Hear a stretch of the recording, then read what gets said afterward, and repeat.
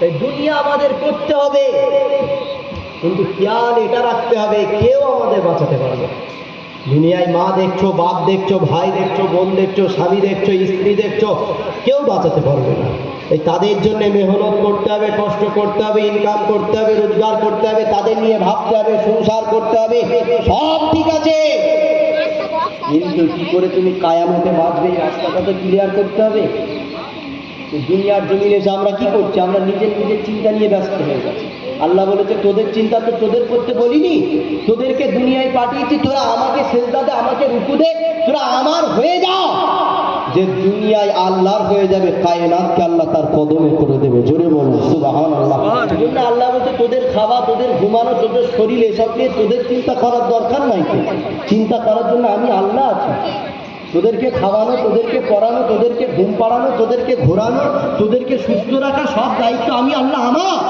কারণ দুনিয়ার কেউ খাওয়াতে পারে নাকি? পারে? দুনিয়ার কেউ আমাদেরকে ঘুম দিতে পারে?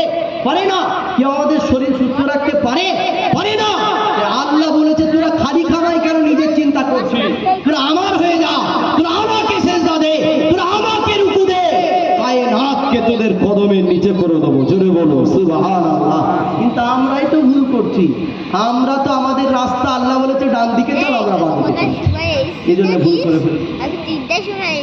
মুসলমানের ছেলেমেয়েরা, বারা তরুণেরা, এ নবী পাকের প্রেমিকেরা, আল্লাহ পাক আমাদেরকে কেন দুনিয়ার জমিনে পাঠিয়েছে?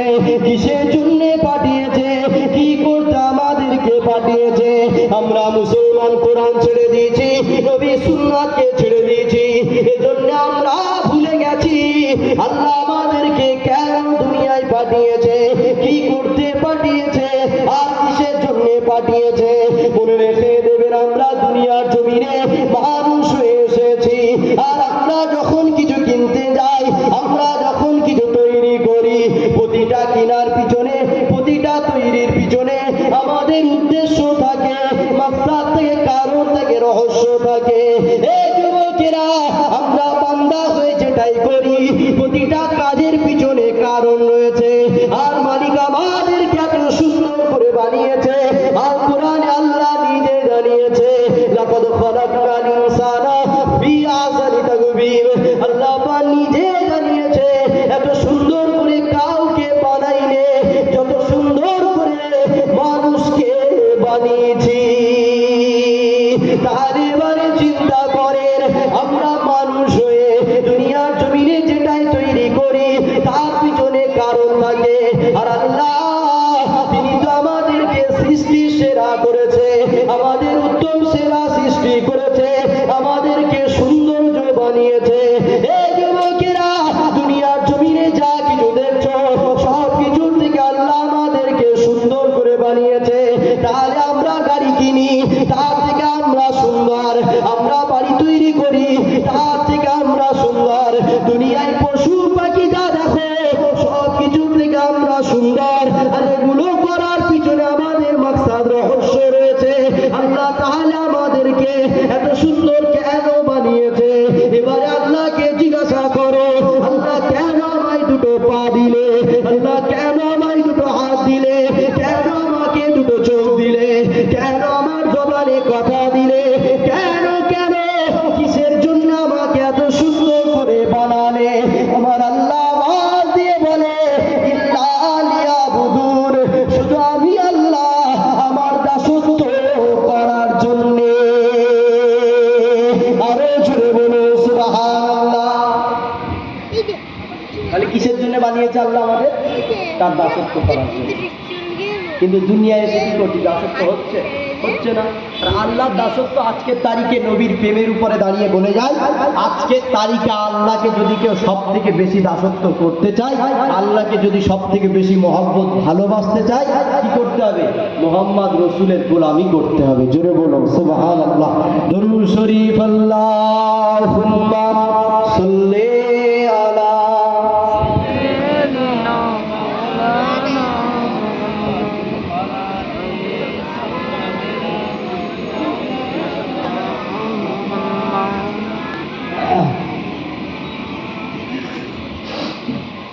তাহলে বলেন দুনিয়ায় এসে কি করতে হবে? শুধু নবী নবী করতে হবে। আদম শাফিউল্লাহ নবী নবী করেছে, ইব্রাহিম খলিলুল্লাহ নবী নবী করেছে, নূহ নবীউল্লাহ নবী নবী করেছে, সবাই নবী নবী করেছে। চার মাযহাবের ইমাম, চার তরিকার পীর সবাই নবী নবী করেছে। আমাদের বাপ দাদুরা তিনারাও নবী নবী করেছে। এই জন্য আমরা দুনিয়ায় নবী নবী করব, পরকালে নবীর শাফাত নিয়ে জান্নাত যাব। জোরে বলুন সুবহানাল্লাহ। কেন এবারে নবী নবী করবো? কে বলেছে? আল্লাহ নবী নবী করতে বলেছে। আল্লাহ খোদ নিজে নবী নবী করেছে, এই জন্য আমরা মুসলমান ঘরের ছেলে মেয়েরা, বারা তরুণেরা, এ নবী পাকের প্রেমিকেরা, কেন আমরা নবী নবী করব? কেন আমরা নবী পাককে মহব্বত করব? আল্লাহ কোরআনে পড়ে দেখে নাও, আমরা আল্লাহকে জিজ্ঞাসা করেছিলাম, আল্লাহ তোমার কাছে পাবো কি করে? তোমার কাছে আমরা যাব কি করে? আল্লাহ তোমাকে ভালোবাসবো কি করে? তোমাকে মহব্বত করব কি করে? এই যুবক শুনে রেখে নাও, যখনই আমরা আল্লাহর কাছে যেতে চেয়েছি, যখনই আল্লাহকে ভালোবাসতে চেয়েছি, যখনই আল্লাহকে মহব্বত করতে চেয়েছি, আল্লাহ পাক তার হাবিবকে দিয়ে বলিয়েছে, আমার হাবিব আপনি বলে দেন, যারা আমি আল্লাহ আমাকে পেতে চাই, যারা আমার কাছে আসতে চাই, যারা আমাকে ভালোবাসতে চাই, আমার হাবিব আপনি তাদেরকে বলে দেন, আমাকে ভালোবাসতে হবে না, আমাকে মহব্বত করতে হবে না, আমার কাছে আসতে হবে না। তাহলে আমরা কি করব? আল্লাহ তার হাবিবকে দিয়ে বলিয়েছে, হাবিব আপনি বলে দেন, ফাত্তাবিউনি, যারা আমি আল্লাহ আমাকে পেতে চাই, তারা যেন আপনাকে মেনে নেয়। আমাদের উদ্দেশ্য, আমাদের মাকসাদ, আমাদের চেষ্টা ছিল আল্লাহর কাছে যাব। কেন? নবী কি আমাদের সৃষ্টি করেছে? না, সৃষ্টিকর্তা তো আল্লাহ। তা আমাদের লক্ষ্য সৃষ্টিকর্তার কাছে যাব, আল্লাহর কাছে যাব। তা আল্লাহকে জিজ্ঞাসা করেছে, আল্লাহ তোমার কাছে যাব কি করে? তোমাকে পাবো কি করে? আল্লাহ বলছে, আমি সবার সঙ্গে ডাইরেক্ট কথা বলি না। কি করব? হাবিব তুমি বলে দাও, ইন কুনতুম তুহিব্বুনাল্লাহ, যারা আমি আল্লাহ আমায় পেতে চাই, ফাত্তাবিউনি, যারা আপনাকে ইক্তেদা করে নেয়। জোরে বলুন সুবহানাল্লাহ। আপনাকে ভালোবেসে নেয়, আপনার অনুসরণ করে, তাহলেই আমাকে পেতে। সোজা সাপটা কথা। আল্লাহর কাছে যেতে চাও, আল্লাহকে ভালোবাসতে চাও, আল্লাহর কাছাকাছি হতে চাও, নবী নবী করো। কেন? দুনিয়ার জমিনে আল্লাহকে মোহাম্মদ রসুল যতটা চেনে আর কেউ চেনে? চেনে কি না? তা আল্লাহ সম্পর্কে মোহাম্মদ রসুল যতটা জানে দুনিয়ার কেউ যখন জানে না, তা আমরা কোনো এলিটেলি কাউকে ধরতে যাব না। যিনি আল্লাহ সম্পর্কে সব থেকে ভালো জানে মোহাম্মদ রসুল, ওই মোহাম্মদ রসুলের কদমে যাবে, মোহাম্মদ রসুলই আল্লাহর সঙ্গে আমাদের রেস্তা জুড়ে দেবে। জোরে বলো সুবহানাল্লাহ। মুসলমান ঘরের ছেলে মেয়েরা, বারা তরুণেরা, এই নবী পাকের প্রেমিকেরা, এবারে আসেন, আমাদের আলোচনা ক্লিয়ার হয়ে গেছে। দুনিয়ার জমিনে কি করব? নবীকে ভালোবাসবো। দুনিয়ার জমিনে কি করব? নবীর গোলামি করব। দুনিয়ার জমিনে কি করব? নবীকে ফলো করে চলবো। এই যুবকেরা, এবারে প্রশ্ন তো থেকেই যায়, নবীকে আমরা ভালো কি করে বাসবো? নবীকে আমরা মহব্বত কি করে করব? নবীকে আমরা প্রেম কি করে করব? কেননা নবী তার দুনিয়ার জমিনে বেঁচে নাই।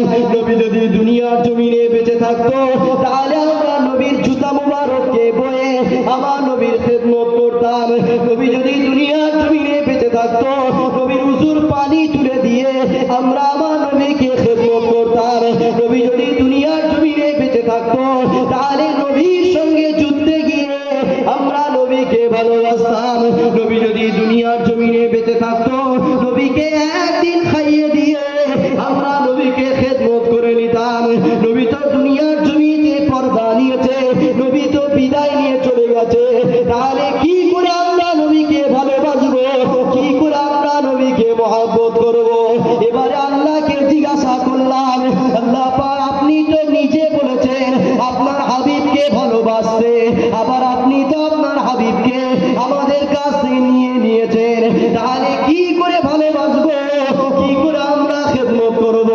যখনই আল্লাহকে জিজ্ঞাসা করেছি, আল্লাহর কোরআন উত্তর দিয়ে বলে, মাতা কুমুর রসুল ফাখুযুহু ওয়া মা নাহাকুম আনহু ফান্তাহু।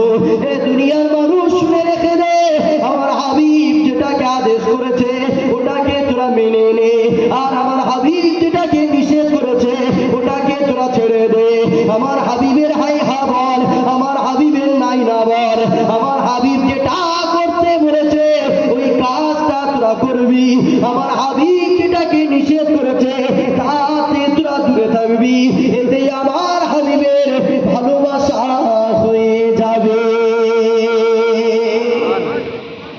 শুরু থেকে আমার আলোচনা এই পর্যন্ত একটা, কি করে মোহাম্মদ রসুলকে ভালোবাসবো।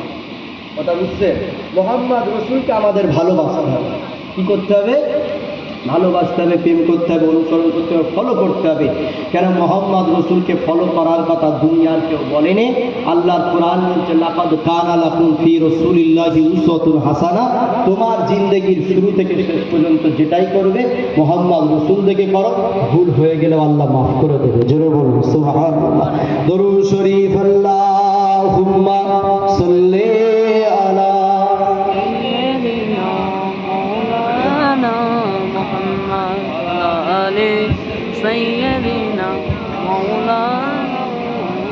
আমার আব্বারা ভাইরা, সময় খুব শর্ট, আর এত শর্ট টাইমে আমি আলোচনা করতে পারি না। কেন? কোরআন সব সময় ধীরে সুস্থে আলোচনা করতে হয়। এখানে কথা বলতে গেলে ভুল হয়ে গেলে গুনাহ হয়। তাই এখানে তো দুনিয়ার কোনো কথা না, ছেলে খেলা করতেও আসিনি, কোরআন বলতে এসছি, হাদিস বলতে এসছি। তো এখানে কথা বলতে গেলে ভেবে চিন্তার আস্তে আস্তে বলতে হয়, তাড়াহুড়ো করে ওয়াজ হয় না। তবু আল্লাহ যতক্ষণ বলিয়েছেন নবী নবী করেছে, আল্লাহ কবুল করেন। সকলে বলুন আল্লাহুম্মা আমিন। আর একটা কথা, যেখানে নবী এসে যায় অন্য কারোর আর তুলনা চলে?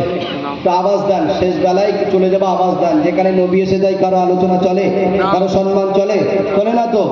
নবী যেখানে এসে যায়, ধরেন না এই মাহফিলে নবী এসে বসবে, ভাইজানের আর কোনো কদর থাকবে?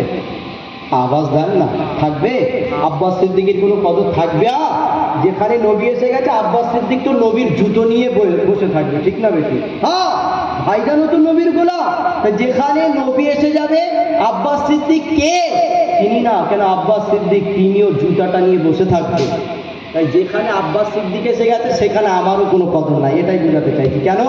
আমি যেখানেই যাই হাজার হাজার মানুষ আমার জন্য আগে বসে থাকে, লাইন দিয়ে থাকে হাতে হাত দেওয়ার জন্যে, ওর শোনার জন্য। আমি যাবার আগে সব বসে থাকে। কিন্তু যেখানে আব্বাস সিদ্দিক এসে গেছে, নকলের আর কদর হয়? আসল এসে গেছে, নকলের আর কদর হয়? এটাই বোঝাতে চেয়েছি। যাক, যতক্ষণ আলোচনা করেছি, এরপর আমাদের প্রাণপ্রিয় ভাইজান তিনি এসে আলোচনা করবেন। আর আলোচনা বাড়াচ্ছি না। যে নবীর সঙ্গে এতক্ষণ আলোচনা শুনলেন, সকলে একটু মহব্বত উঠে দাঁড়িয়ে যান, একটু সালাম দিই। ইয়া নবী সালাম